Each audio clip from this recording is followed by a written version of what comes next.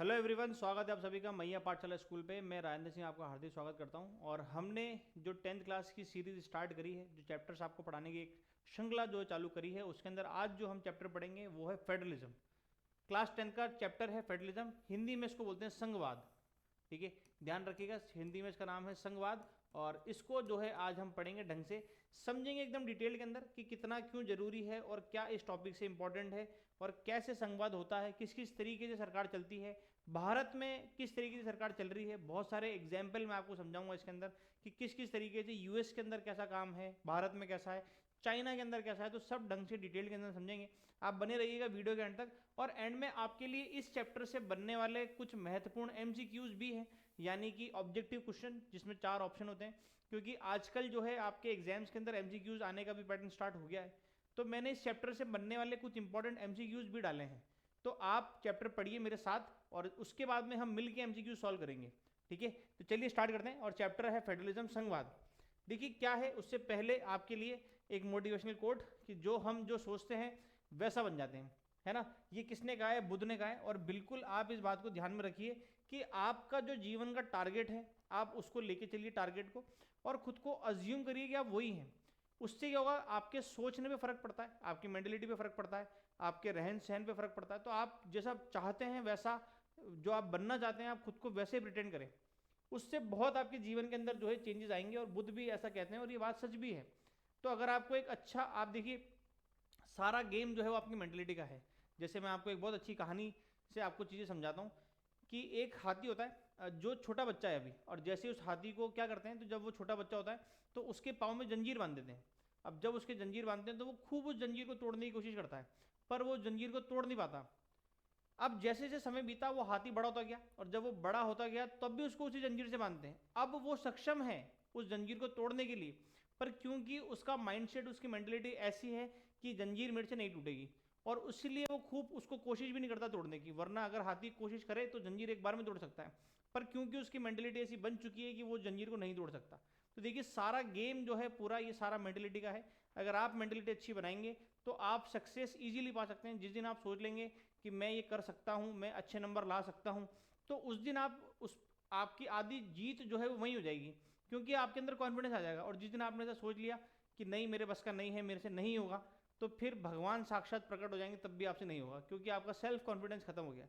तो इसलिए अपनी जो सेल्फ कॉन्फिडेंस है उसको बनाए रखें और पढ़ते रहें और आगे अच्छा कुछ सीखते रहें। ठीक है, चलिए तो अपन चैप्टर स्टार्ट करते हैं। उससे पहले आपके लिए फन टाइम का क्वेश्चन। और क्वेश्चन है कि अगर हम रिया को एक कमरे में बंद कर दें तो उसे क्या कहेंगे। तो देखिए जो भी रिया हो, या जो ये मेरा वीडियो देख रही हो, तो देखो नाराज मत होना, पर रिया को अगर हम एक कमरे में बंद कर देंगे तो रिया को बोलेंगे बंद रिया। भाई रिया को क्या कर दिया, बंद कर दिया, तो रिया को क्या बोलेंगे, बंद रिया।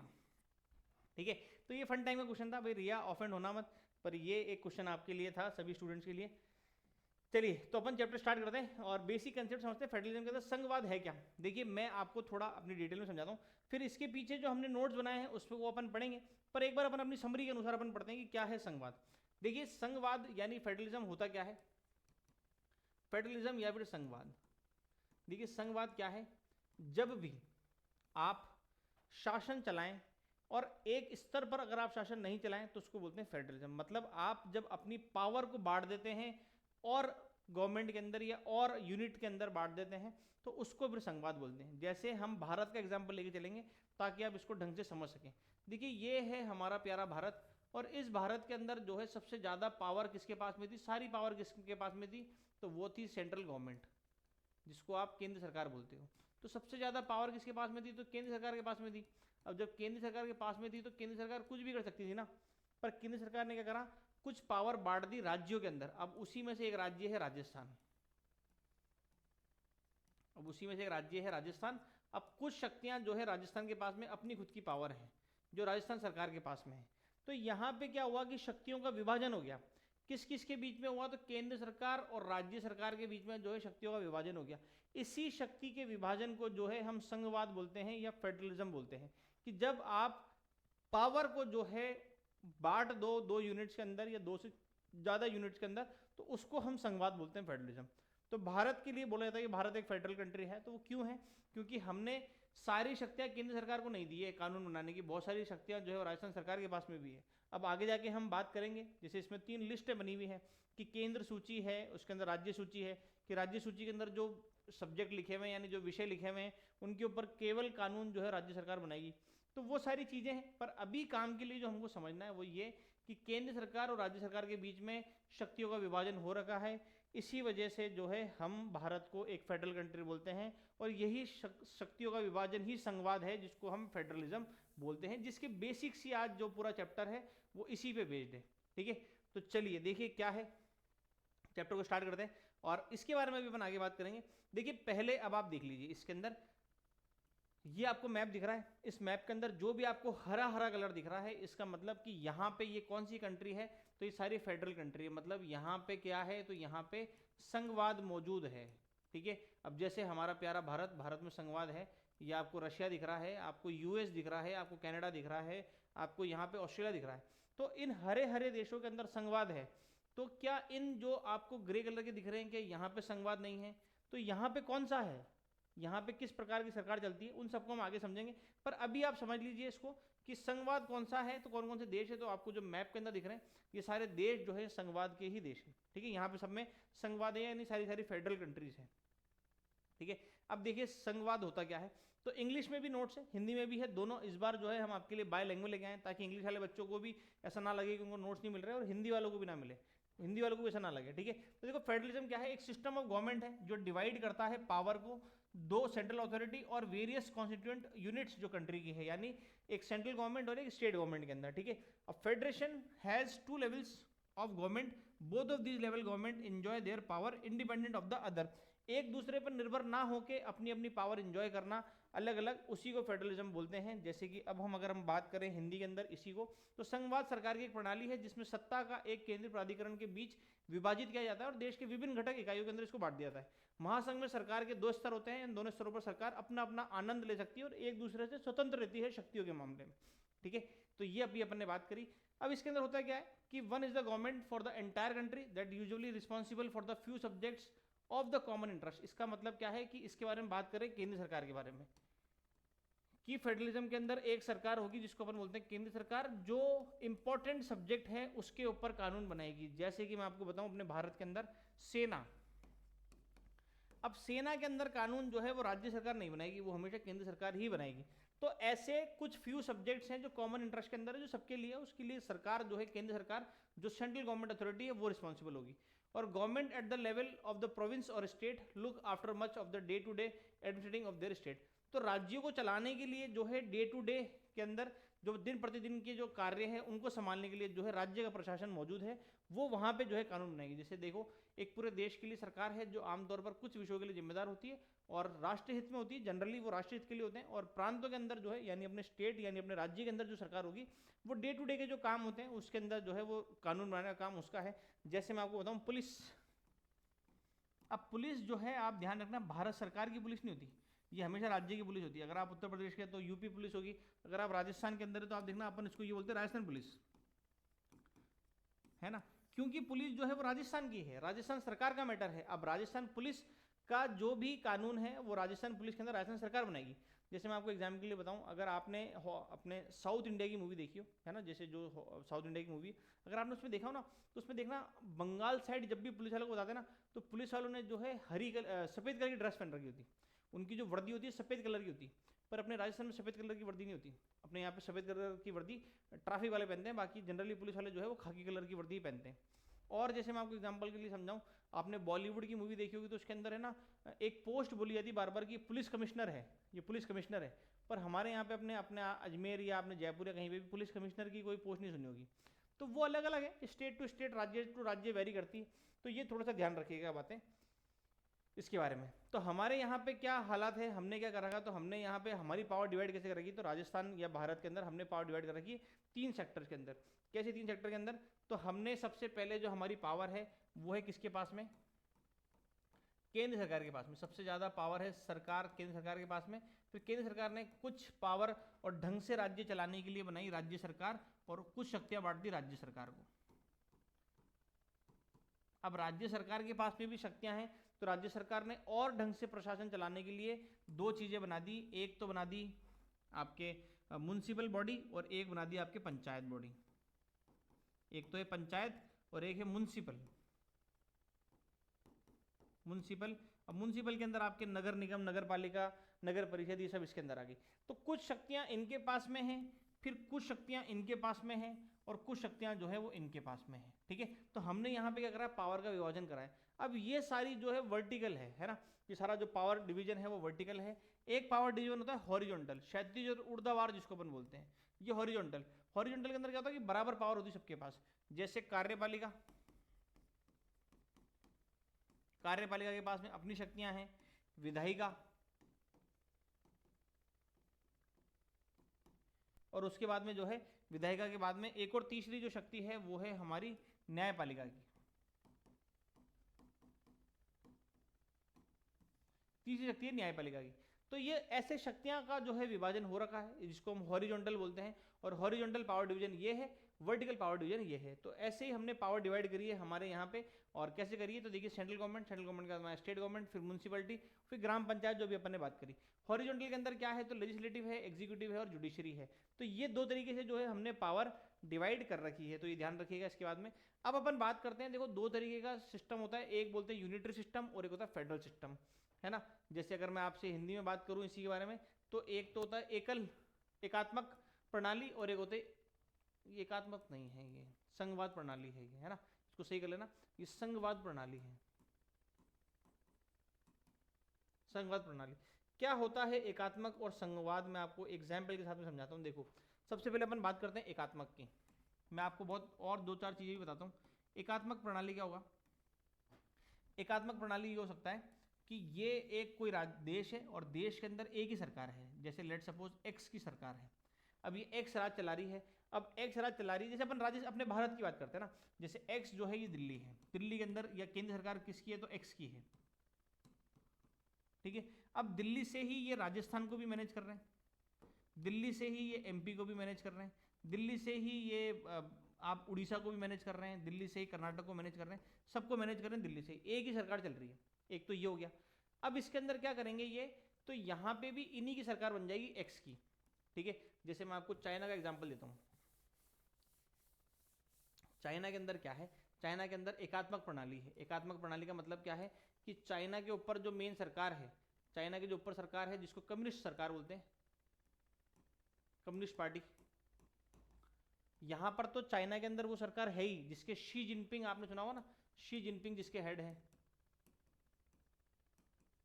शी जिनपिंग जिसके हेड है, तो ये तो कम्युनिस्ट पार्टी है ही। राज्यों के अंदर भी कम्युनिस्ट पार्टी है, जैसे ये कोई वहां का राज्य है, अब राज्य के अंदर भी क्या है कि कम्युनिस्ट पार्टी है, कम्युनिस्ट पार्टी राज्य के अंदर भी यही है।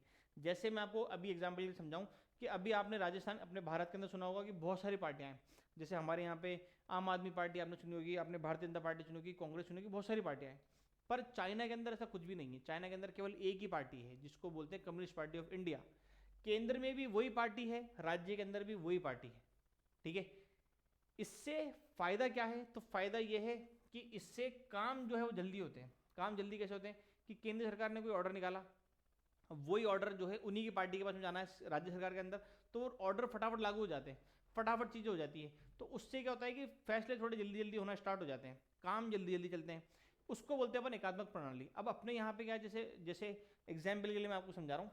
जैसे सपोज करिए केंद्र के अंदर क्या है, तो केंद्र के अंदर अभी बीजेपी है, और राज्य के अंदर क्या है, तो राज्य के अंदर सपोज करिए कांग्रेस है।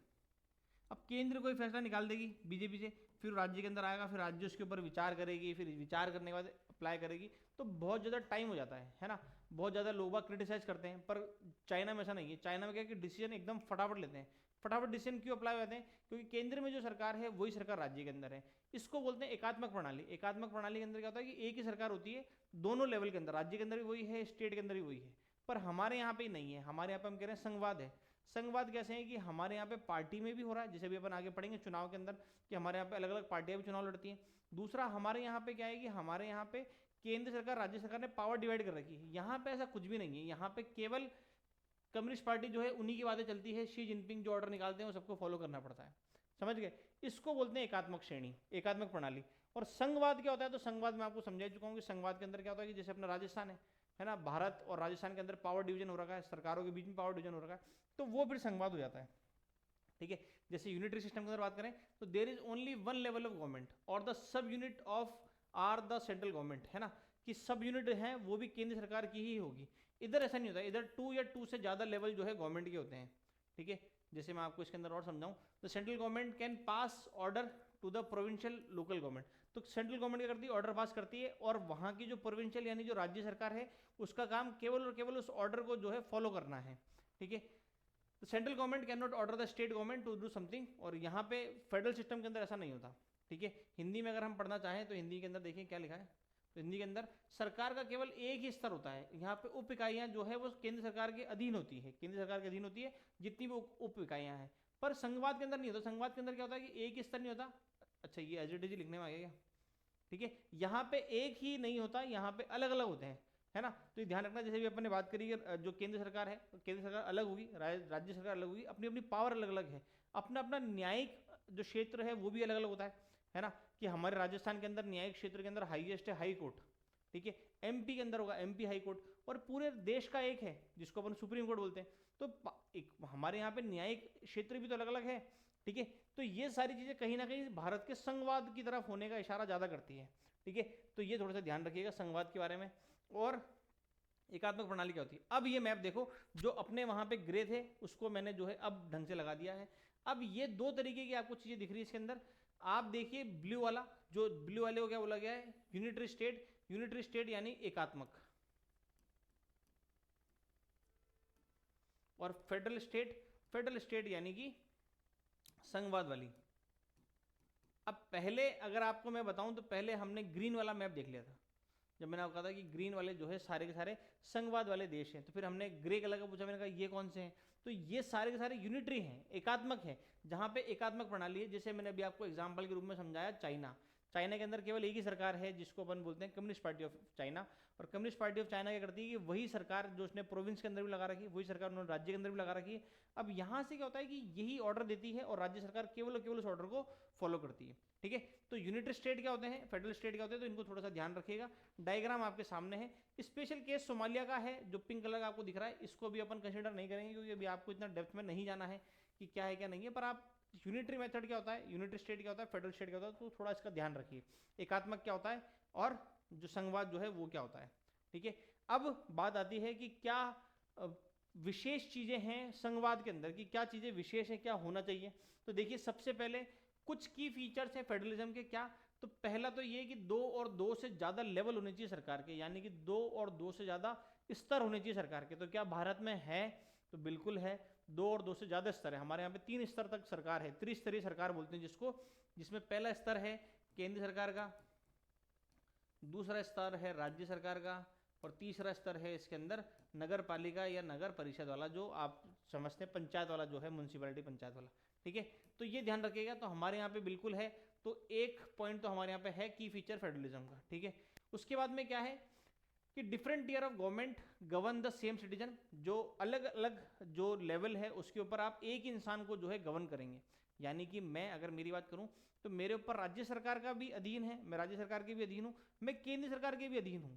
ठीक है, तो एक ही सेम सिटीजन को अलग अलग टीयर ऑफ गवर्नमेंट जो है करेंगे। अगर आप गांव के अंदर रहते हैं, आप ग्रामीण क्षेत्र के अंदर रहते हैं, तो आप ग्राम सभा के भी अंडर हैं, आप राज्य सरकार के भी अंडर है, और आप जो है केंद्र सरकार के भी अंडर है। यानी कि जैसे अभी मैं अगर बात करूं, और मैं जैसे अभी जहां से पढ़ा रहा हूं, जैसे मैं अजमेर से पढ़ा रहा हूं सपोज करते हैं, और अजमेर से पढ़ाता हूं, तो मैं अभी अजमेर के नगर निगम के भी अंडर हूं, मैं राज्य सरकार के भी अंडर हूं, और मैं केंद्र सरकार के भी अंडर हूं।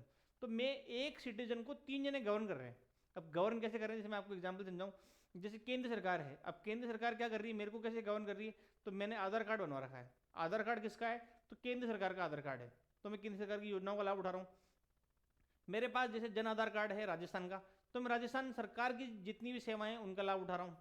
तीसरा, राज्य अपने जैसे नगर पालिका या नगर निगम है, जैसे अगर मुझे कोई भी मृत्यु प्रमाण पत्र बनाना है या मुझे कोई जन्म प्रमाण पत्र बनाना है, कुछ भी करना है, तो वो मैं कहाँ से करूँगा, तो वो मैं कराऊंगा नगर निगम से, तो मैं नगर निगम की सेवाओं का लाभ भी उठा रहा हूँ। तो एक ही इंसान को डिफरेंट टीयर ऑफ गवर्नमेंट जो है वो गवर्न करती है, वो शासित करती है, ये फेडरलिज्म का एक पार्ट है। और सबका अपना अपना ज्यूरिडिक्शन है, यानी न्यायिक क्षेत्र अलग अलग होता है। ठीक है, न्यायिक क्षेत्र बिल्कुल अलग है। अगर आप अजमेर जिले की बात करें तो अजमेर जिले के अंदर जो अजमेर जिले का न्यायिक क्षेत्र है वो अजमेर सेशन कोर्ट है।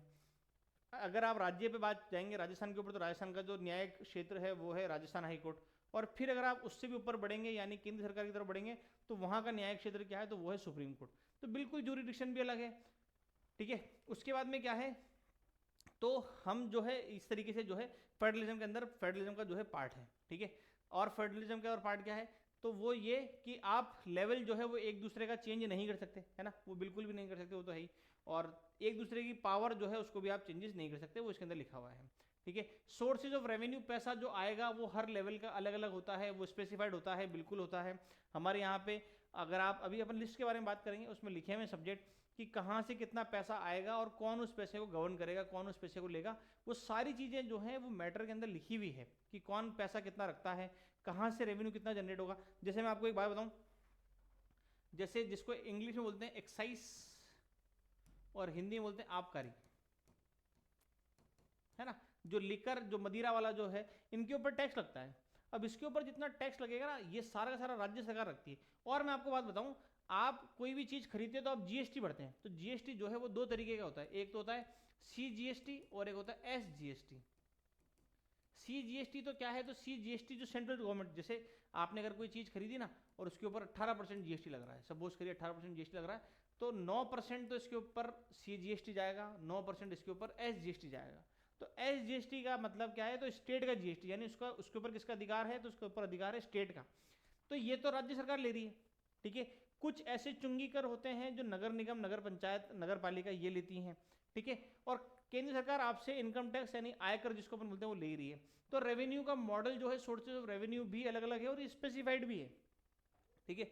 दूसरा क्या है कि फेडरल सिस्टम जो है हमारा जो संघवाद सिस्टम है उसके दो ऑब्जेक्टिव है। पहला तो ये कि प्रमोट करना यूनिटी ऑफ कंट्री, जो हमारा राज्य है उसकी जो एकता है उस एकता को प्रमोट करना। और दूसरा क्या है कि रीजनल डाइवर्सिटी इसको मेंटेन करना, यानी जो क्षेत्रीय विविधता है हमारे भारत के अंदर उसको मेंटेन भी करना। जैसे मैंने आपको एक बार पहले भी क्लास के अंदर बताया था, मैंने कहा सबसे ज़्यादा विविध देश जो आपको देखने को मिलेगा वो है भारत। भारत के अंदर ये हालत है, आप देखिए कि उत्तर भारत, और अगर मैं आपसे बात करूं उत्तर भारत और दक्षिण भारत, इन दोनों को आप ले लीजिए, जम्मू कश्मीर और मैं कह रहा हूं केरल, ना तो इन दोनों की बोलचाल मिलती है क्योंकि केरल की भाषा अलग है, जम्मू कश्मीर की भाषा अलग है, ना इनका जो है पर्यावरण मिलता है, यानी जम्मू कश्मीर से ठंड पड़ती है, यहाँ पे भयंकर गर्मी पड़ती है, ना रहन सहन है, ना खाना है, ना कुछ सेम है, कुछ भी सिमिलर नहीं है। सांस्कृतिक विविधता है पूरी तरीके से बिल्कुल अलग है, सब कुछ अलग है, पर फिर भी, और ऐसा कैसा आप यहाँ पे देख लीजिए, नॉर्थ ईस्ट वाले स्टेट और गुजरात वाला राज्य बिल्कुल टाइम डिफरेंस है, यहाँ तो 2 घंटे का टाइम डिफरेंस आ जाता है। तो ये चारों आपस में अलग है। अंग्रेज जब भारत से गए थे तो उन्होंने कहा था कि जिस हिसाब से भारत है ये 5 महीने भी नहीं चल पाएगा, ये बोल थे अंग्रेजों के। और आज आप देख लीजिए कि हमने 75 साल जो है ढंग से निकाल लिए और आगे भी निकल जाएंगे, ठीक है। तो वो क्यों आगे निकल जाएंगे, क्योंकि हमारी सरकारें तोड़ने में बिलीव नहीं कर रही है, हमारी सारी सरकारें जो है वो जोड़ने में बिलीव कर रही है कि जुड़ा रहे भारत, और उसके अंदर सब भाईचारा निभाते हुए आज भी भारत जो है वैसा का वैसा बना हुआ है जिस तरीके से हमने आज़ादी के समय भारत को देखा था। और रीजनल डाइवर्सिटी को जो है हम प्रमोट करते हैं, ठीक है। तो ये भी इसके कारण है, तो ध्यान रखिएगा, ठीक है। अब संघवाद की प्रमुख विशेषता जो भी हमने बात करी कि सरकार 2 या 2 से अधिक स्तर हो और सरकार जो है एक ही नागरिक पर शासन करते हैं, लेकिन प्रत्येक स्तर पर अपना अपना स्तर होता है, जो मैंने अभी आपको बात बताई। उसके बाद में हमने बात करी कि मौलिक प्रावधानों को सरकार एक स्तर पे एक तरफा नहीं बदला जा सकता। कोई भी आपके फंडामेंटल राइट्स है उसको सरकार ऐसे नहीं कर सकती कि सेंट्रल गवर्नमेंट ने कहा कि हटा दो, है ना, ऐसा कुछ भी नहीं होगा। आपके जो मौलिक अधिकार है वो आपके पास में रहेंगे, है ना। और न्यायालयों के पास में संविधान और सरकार के विभिन्न स्तरों की शक्तियों की व्याख्या करने की शक्ति है, बिल्कुल हमारे यहाँ पे है। अब जब भी संविधान की कुछ व्याख्या करनी होती है तो सुप्रीम कोर्ट करता है, बिल्कुल ये चीज़ें भारत में हैं, बिल्कुल चल रहा है, ठीक है। तो ये थोड़ा सा बात ध्यान रखना। अब उसके बाद में कि किस किस तरीके से जो है संघवाद या फेडरेशन यानी संघ जो है वो बनता है, संघ बनने के फेडरेशन किस तरीके से बनता है, मैं आपको एग्जाम्पल से समझाता हूँ। देखिए 2 तरीके से चीज़ें हैं, है ना। पहले इंग्लिश में समझते हैं फिर हिंदी में भी देख लेंगे। सबसे पहला है coming together federation.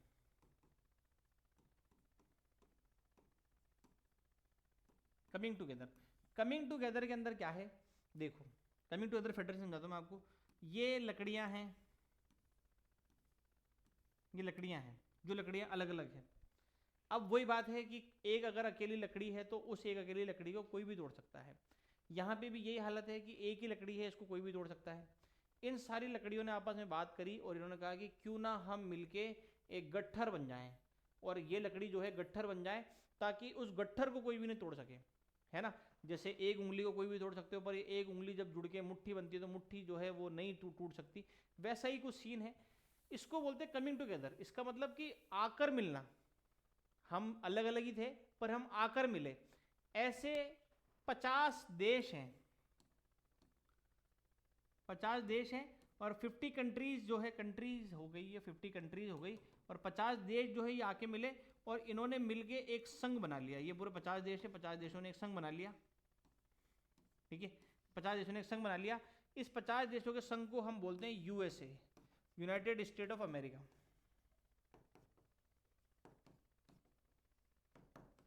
United state of America. अब इस यूनाइटेड स्टेट ऑफ अमेरिका के अंदर क्या है, तो 50 छोटे छोटे देश थे। इन्होंने कहा कि 50 देशों को कोई भी तोड़ सकता है, तो क्यों ना हम मिल जाएं और हम मिलके जो है एक देश बना ले बड़ा, ताकि हमको कोई भी तोड़ नहीं सके, हमारे ऊपर कोई अटैक नहीं कर सके। और इसलिए ये सब आकर मिले, इसलिए हम इसको बोलते हैं कमिंग टुगेदर, ठीक है। एक तो ये हो गया। एक है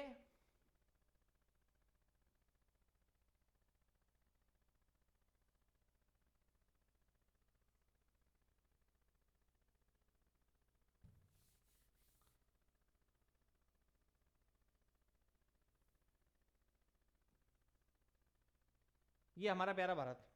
हमारा प्यारा भारत जो है वो कुछ इस तरीके का था और अभी भी है इस तरीके का ही है, पर क्योंकि बहुत बड़ा है, आप देखेंगे तो बहुत बड़ा है भारत। अब एकमात्र सरकार यहाँ से बैठ के पूरे भारत को नहीं संभाल सकती, बहुत ज़्यादा बड़ी बात हो जाएगी भारत के लिए, क्योंकि कंट्रोल नहीं रहेगा ना। देखो दिल्ली में अगर कोई सरकार बैठी है तो वो केरल को ढंग से थोड़ा संभाल सकती है। केरल को संभालने के लिए केरल के अंदर भी तो हमारे पास प्रशासनिक व्यवस्था वहाँ पे होनी चाहिए।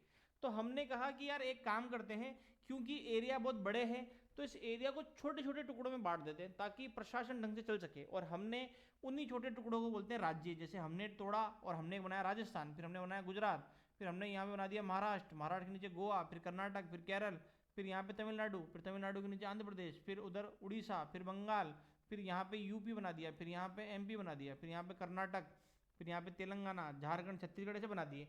अब ये हमने क्या करा है कि एक बाउंड्री थी, इस बाउंड्री के अंदर हमको प्रशासन ढंग से चलाना था, इस वजह से हमने टुकड़े टुकड़े कर दिए। ये अलग अलग नहीं थे, राजस्थान मध्य प्रदेश ये अलग नहीं थे, ये भारत के भूभाग का ही हिस्सा थे। अब क्योंकि प्रशासन चलाना था, इस वजह से हमने एक नया संघ बना दिया, संघ राज्यों का एक संघ बना दिया।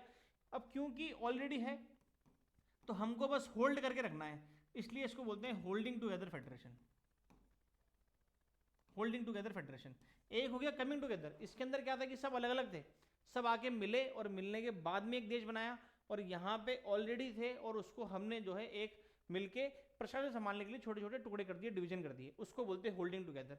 ये दो तरीके के संघ है जो बनाए जाते हैं, जिसको हम बोलते हैं कमिंग टुगेदर और होल्डिंग टुगेदर। देखिए, the two experts circle the institution and practice of federalism, mutual trust between the government and the different level of the government living together. There are two kinds of route through which federation have been formed. तो दो रास्ते हैं जिनसे federation जो है वो form होता है, और कौन कौन से हैं, तो पहला है इन्वॉल्व कमिंग टुगेदर फेडरेशन और सेकंड है होल्डिंग टुगेदर, ठीक है। पहला कौन सा है, कमिंग टुगेदर, दूसरा कौन सा है, होल्डिंग टुगेदर। देखिए कमिंग टुगेदर फेडरेशन के अंदर क्या है, तो इस फेडरेशन के अंदर क्या है, तो इसके अंदर एक एग्रीमेंट है जो कहीं ना कहीं राज्यों की स्वतंत्रता के बारे में तो बात करता ही है, और इसके अंदर क्या है कि छोटे छोटे राज्य आकर और एक बड़ा राज्य बना लेते हैं, एक बड़ा राज्य बना लेते हैं, coming together on their own to form a bigger unit, so by pulling sovereignty retain identity and can increase their security. उससे क्या होता है कि इनकी जो सुरक्षा है वो बढ़ जाती है, जो मैंने अभी आपको बताई कि एक लकड़ी को कोई भी तोड़ सकता है पर गट्ठर को नहीं तोड़ सकते ना, तो वो चीज़ें हैं यहाँ पर है। एग्जाम्पल क्या है, एग्जाम्पल जैसे यूएसए, स्विट्जरलैंड, ऑस्ट्रेलिया, ये इसके जो है एग्जाम्पल है, ठीक है। तो ये थोड़ी सी बातें ध्यान रखिएगा। ये एग्जाम्पल जो मैं आपको बता रहा था यूएसए का, ये यूएसए का एग्जाम्पल है। इसमें आपको जो छोटे छोटे देश दिख रहे हैं ना, ये नेवाडा, और ये आपको जितने दिख रहे हैं जैसे टेक्सास है, नेवाडा है ना, ये सारे सारे जो है छोटे छोटे देश थे। फ्लोरिडा और ये सब आपने नाम सुने होंगे, कैलिफोर्निया, ये सारे छोटे छोटे देश थे। ये देश मिले और मिलने के बाद में इन्होंने जो है एक नया कंट्री बना लिया जिसका नाम है यूनाइटेड स्टेट ऑफ अमेरिका, ठीक है। तो इसको थोड़ा सा ध्यान रखिए, यूनाइटेड स्टेट ऑफ अमेरिका जो है वो क्या है। एक अपन बात करते हैं होल्डिंग टुगेदर, ठीक है। होल्डिंग टुगेदर क्या है कि इस तरीके के अंदर क्या होता है कि एक लार्ज कंट्री यानी एक बड़ा जो देश है वो डिसाइड करता है कि अपनी पावर को डिवाइड कर देगा छोटे छोटे राज्यों के अंदर या छोटे छोटे नेशंस के अंदर जो है वो डिवाइड कर देगा। और ऐसा जो है इसके अंदर क्या होता है कि फेडरेशन ही रहेगा पर छोटे छोटे राज्यों में डिवाइड कर देगा और पावर दे देगा थोड़ी, ताकि प्रशासन को ढंग से चलाया जा सके। इसके एग्जाम्पल क्या है, जैसे भारत इसका एग्जाम्पल है, ये आपको ध्यान रखना है। स्पेन है, बेल्जियम है। बेल्जियम की मैंने आपको स्टोरी भी बताई थी कि एक नई सरकार जो है फिर उन्होंने बनाई, किस तरीके से वहाँ पे भाषा को लेके काफ़ी प्रॉब्लम थी, जर्मन और फ्रेंच वाली भाषा जो अपन ने बात करी, तो वो चीज़ें हैं। तो फिर ये एग्जाम्पल है होल्डिंग टुगेदर के, ठीक है। तो ये संघवाद संस्थाओं के अंदर एक साथ आना और एक साथ रखना, जो दो तरीके के रास्ते हैं। एक में क्या है, एक साथ आ रहे में स्वतंत्र राज्यों को एक बड़ी इकाई बनाने के लिए, एक साथ आने के लिए प्रेरित करता है। एग्जाम्पल क्या है, तो संयुक्त राष्ट्र अमेरिका, स्विट्जरलैंड, ऑस्ट्रेलिया।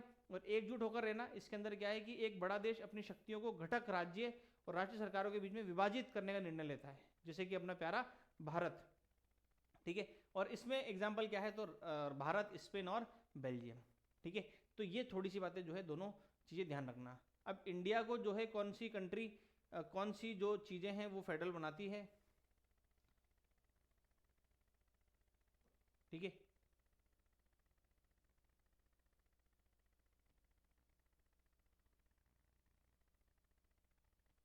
कौन कौन सी चीज़ें हैं जो भारत को फेडरल बनाती है, उसके बारे में अपन अभी इसके अंदर जो है बात करेंगे। तो देखिए, इंडिया को फेडरल बनाने के लिए क्या है, तो भारत सरकार ने पावर का डिवीजन करा है। पर पावर का डिवीजन करा किस किस के अंदर है, तो पावर का डिवीजन भारत सरकार ने करा है तीन चीज़ों के अंदर। एक तीन हमारे यहाँ पे लिस्ट है, एक है हमारे यहाँ पे यूनियन गवर्नमेंट और स्टेट गवर्नमेंट के अंदर जो है हमने पावर डिवीजन कर दी है। पर पावर को करने के लिए हमने तीन लिस्टें बनाई है, यानी तीन सूचियाँ बनाई हैं, ठीक है। तीन सूचियाँ कौन कौन सी है, तो देखो सबसे पहली है यूनियन लिस्ट, यानी कि इसको संघ सूची भी बोलते हैं हिंदी के अंदर, ये भी ध्यान रखिएगा, संघ सूची, ठीक है। एक काम करते हैं, ये संघ सूची से आगे की जितनी भी बातें हैं ना, क्योंकि आगे फिर मैं आपको एमसीक्यूज भी कराऊंगा और क्लास ऑलरेडी इतना बढ़ गई है तो आपको शायद ज़्यादा बोरियत ना हो, इसलिए इस क्लास को आज अपन यही रोकते हैं और ये सूची से अपन कल पढ़ेंगे, ताकि जो है आपको आने वाले टाइम के अंदर में इसके एमसीक्यूज कौन कौन से बन सकते हैं और चैप्टर्स के भी अपन एमसीक्यूज लेके आएंगे मिक्स के अंदर, ताकि मैं आपको ज़्यादा से ज़्यादा एमसीक्यूज करा सकूँ, ताकि आप एक अच्छा खासा स्कोर कर सकें। और कैसे कैसे नंबर बढ़ाने हैं आपको, आंसर राइटिंग किस तरीके से करनी है, आपको आंसर किस तरीके से लिखना है, उसके लिए भी जो है मैं प्रिपेयर कर रहा हूँ क्लासेस, ताकि आपको जो है आंसर राइटिंग का फॉर्मेट मालूम पड़ सके कि उत्तर लिखें तो उत्तर के अंदर क्या क्या बातें इंपॉर्टेंट है। तो प्रीवियस एग्जाम के पेपर भी लेंगे हम, मॉडल पेपर भी बनाते हैं, ताकि आप एक अच्छा स्कोर जो है वो कर सके एग्जाम के अंदर। तो अभी के लिए तो मैं आपसे अलविदा लेता हूँ, मिलता हूँ अगली क्लास के अंदर, तब तक के लिए जय हिंद, जय भारत।